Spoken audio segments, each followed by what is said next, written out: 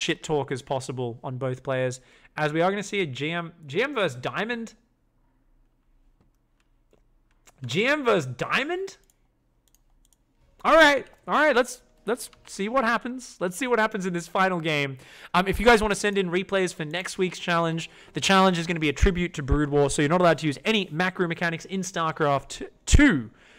Skipping things like Chrono Boost, you have to leave it on your Nexus. You're not allowed to use Warp Gate, all that sort of stuff. If you want the full information on it, it is down in the comments section and the YouTube description, as well as in Twitch chat right now. So check it out. Send in replays for next week. Doesn't matter if you're in Bronze League. Doesn't matter if you're terrible. Doesn't matter if you're amazing. The whole point is for us to just have a bit of fun, watch some silly games, and enjoy ourselves. So let's go into this final game of today's ICYFAR. And up here in the top left-hand side, representing Pigpan, that's my clan. It is Tombi. Now, Tombi is a GM Zerg player.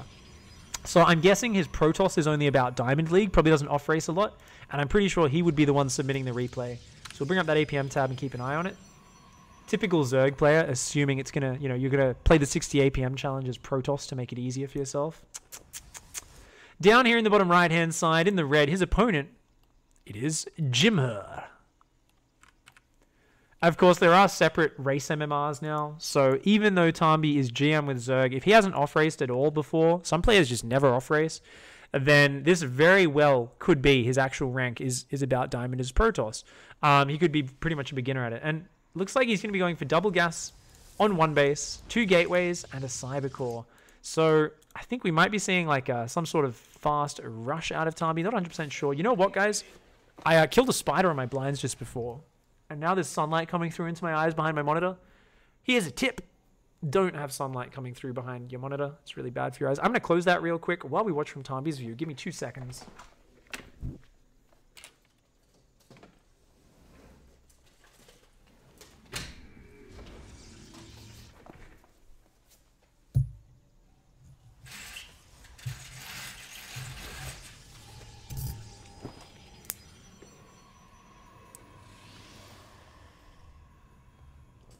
All right. So we're watching his camera, his probes being attacked. He didn't even look at it. It got killed by the Reaper there. He's being very conservative with his APM, saving it up for the later stages, just chilling at 33 APM right now, building an Adept and a Robo on one base. All right. Tombi's planning some dirty shit. Oh, he stole a gas as well. Trying to screw with his opponent, trying to slow down his tech a little bit. Jimher is going to be coming across the map with this Reaper. Now, I'd love to see this Reaper run circles around, because that actually forces a lot of APM out. The best way to beat someone who has a restriction on their APM is to run circles around their base and force them to micro. Let's see how annoying Jimher is. He's going to see it's one base. Thanks for the follows, dudes. Appreciate it. Much love for the support, guys. Much love. Thank you. Robo's down. We got that third gateway on the way as well. Here we've got Billy Bob and Kyle John. Because every Terran is a redneck, and they all have... Oh, my man! Nerve Shocker has just subscribed to Twitch Prime. Thank you very much, my friend. Thanks, Nerve Shocker. But yeah, every Terran definitely has, like, 2 first names. That's it. So we got Billy Bob, Kyle John. Have you ever heard anyone called Kyle John? What the fuck is that? Here we have the Cyclone. His name is, his name can be Bob Tom.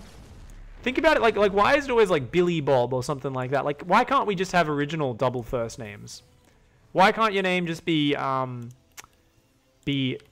Topher Nigel? That's what this SCV's name is, Topher Nigel. The Reaper. Yeah, the Reaper, I don't know what, Reapers would have like some sort of prison name. Like, they'd all just be named like Poison or some shit like that. Like, their real names would be really embarrassing. Like, I don't know, they'd just be like Marcus or something like that. They'd be like really generic and boring. It's like, hey Marcus. They're like, no, my name's Poison. Oh, my name's Venom. Yeah. Oh, it looks like Tombi can't even spare the APM here to A-move. Finally does that. Ooh. Thank you so much to the host, Zombie Grub. Much love, everyone coming over from Zombie Grub stream. We're currently casting the 60 APM challenge. Tombi's trying to kill a bunch of redneck Terrans right now with under 60 APM. That was the challenge. Players, if you've got a hand injury. And oh my god, he's going full Wings of Liberty, guys. Look, he fakes at the front with the Adepts. The War Prison flies in. He's going to force field the ramp. What a bag of shits. Oh my god. Drops 3 sentries. The Cyclone with its insane range can still lock onto the Warp Prism. Warp Prism is just going to warp in units in the main. Those Adepts got wrecked in the natural. He's building cannons. He's building cannons in the main. Tommy, you freak. You absolute freak. I love you. He's done another. He's just going to chain force for these units. Cannot get back into the main base. He's making 5 cannons. 4 cannons and a pylon in the main. Oh no, he missed the force field. The Marines are sliding up. These sentries are going to start to get focused down. Does another force field there. Those Marines getting trapped back there a little bit. More and more cannons coming down. He just needs a few more seconds. He's accidentally attacked the engineering bay. How's his APM doing? He's up to 53 APM. Stop spamming, Tommy. Stop spamming the cannon rush with the Warp Prism.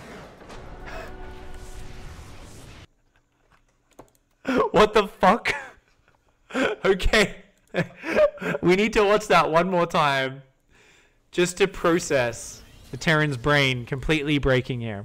We went back a minute and a half, guy. The Terran's kind of spending his money at this point. And here's the moment where he sees a Warp Prism and an Adept. And this is the moment where Jim Herr's brain just fucking explodes. Like, watch this. He's like microing his Reaper. He's like, there's a Warp Prism. What should I do? I guess I'll build a few more Marines. Let's send those Cyclones and Marines to the front to defend my base. Let's lift up my factory. Oh no, let's land it. Let's lift it up. He's not building anything. He's just seen a 1-base Warp Prism coming towards him, and he's just not reacting. He's just kind of going doop-de-doop, and then he's like, ah, shit. And he doesn't even pull SCVs to deal with this. So he's got his Cyclone tried to lock on. His Marines are cleaning up the natural. He's still not building any units. And he's supply blocked as all hell as well. A-move! A-move your workers! He's staring at the cannons right now. He has his engineering base selected. And he's just trying to A-move his units into his main base. Oh, poor guy. What the... He's still not building anything. He finally starts a Banshee. He built like 2 Marines like 30 seconds after the first force field land. It still is not building a tank. Still hasn't used his SCVs to fight. Oh my god. And that's a very good way to win there. Let's very quickly check the APM at the end of that game. Let's very quickly check. 54 APM. Apparently, guys, cannon rushing your opponent's main base with a sentry drop doesn't take a lot of APM. Unfortunately, we saw 2 games with the opponent just fucking shat their bed. This is like, I feel like this is NA ladder syndrome. And I know there's a lot of Americans who watch this stream. I'm not shitting on you. I'm shitting on your server and the group of people that you belong to, myself included. I'm part of the NA server. I ladder on NA. It's okay. We can all take a joke. But seriously, is it just me, or does the moment you do a weird as fuck build on NA, your opponent literally just like starts like shaking in their chair and like being like, "What do I do?" And they just like shit the bed and just like, "Oh, I made a mess." And they're just looking down and there's fucking poo sliding everywhere and they're like, "Oh." Oh, because like, oh man, the previous game, the guy was like, I think the counter to nukes and widow mines is 167 drones. And this game, he was like, I'm just not going to build units against the 1-base guy. I don't think I need units. Units, nah. Tommy, though, hats off to you. I haven't seen a cannon rush off a Warp Prism since like 2011. I don't think anyone else has done that in an ICYFAR. So thank you very much for bringing the freak, as always. As always, thank you very much. Appreciate the support, guys. This is the end of the show for today's ICYFAR. Send in your replays for next week. I'm looking forward to getting back into the rhythm of it.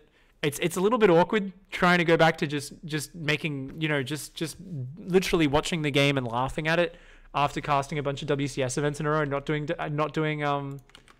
ICYFAR for so long. But it's actually fun. It's really fun to do this. So yeah, send in replays for next week. I'm going to enjoy doing it more and more. Send in your replays. There's a lot of people who say, oh, I don't want to send in my replays. My play is shit. And I'm always like, everybody's play is shit. Who cares? It's all about fun. It's about sending in your game, seeing it cast in a game. Have a bit of a laugh at yourself. Also enjoy the fact that you might have some impressive moments in those games. I often am impressed by how people play the challenges as well. So there's always creative ways to do it. Send in your replays as a tribute to Brood War where you aren't using any StarCraft 2 macro mechanics. Information's down below. Information's in Twitch chat. Check it out. See you guys next time. Don't forget to hug a watermelon, kick a walrus, and of course, punch a cactus to the moon. I'll see you guys next time. Goodbye and good night.